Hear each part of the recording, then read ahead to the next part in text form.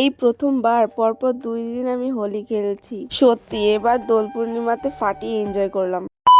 আমি তো জানতাম দোল একদিনই হয়, কিন্তু আজকে হট করে বাড়ি থেকে বেরিয়ে দেখি ও মা সবাই সেজে গুজে একদম রেডি।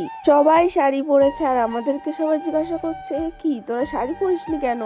আমি বলছিলাম আমি তো জানিই না যে সবাই শাড়ি পরছে আজকে, মানে পাড়ায় বেরোবে সবাই মাইক নিয়ে আর কি। তো বৌদিরা বলছিল তোর জন্য গাড়ি অবশ্যই দাঁড়াবে, তুই যা শাড়ি পরে আয়গা। আমি বললাম থাক, শাড়ি পরে আমি এমনিতেও কমফোর্টেবল ফিল করি না, আমি একদম এভাবেই ঠিক আছি। তাই ভাবলাম যে চলো এইভাবেই আজকে ঘুরবো। আর শম্পাও দেখছিলাম শাড়ি পরেনি, অনেকেই শাড়ি পরেনি অনেকেই পরেছে, সবাইকে কিন্তু খুব সুন্দর লাগছিল শাড়ি পরে।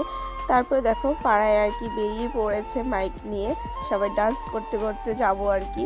আজকে আমি হঠাৎ করে এতটা সারপ্রাইজড হয়ে গেছি না এই বিষয়টা নিয়ে, তোমাদের কি বলি, কিছু কিছু জিনিস প্ল্যানিং না করে এমনি হলেই না সব থেকে বেশি আনন্দটা লাগে। সত্যি বলতে আজকে আমি মন খুলে আনন্দ করেছি, খুব এনজয় হয়েছে আজকে।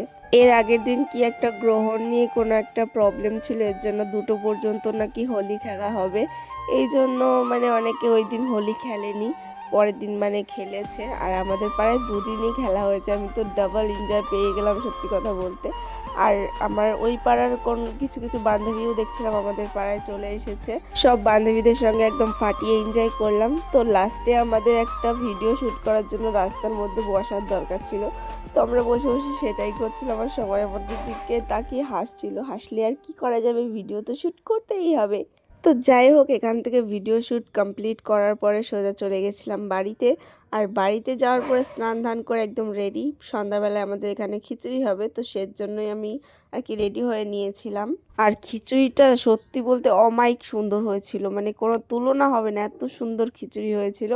আর খিচুড়ি খাওয়ার পরে সোজা আমরা চলে গেছিলাম আমি সম্পাদের বাড়িতে কিছুক্ষণ বসে আমরা সবাই মিলে গল্প করলাম অনেক। তো যাই হোক, আজকের ভিডিওটা আমার এই পর্যন্তই, দেখা হচ্ছে অন্য কোনো একটা ভিডিওতে, টাটা।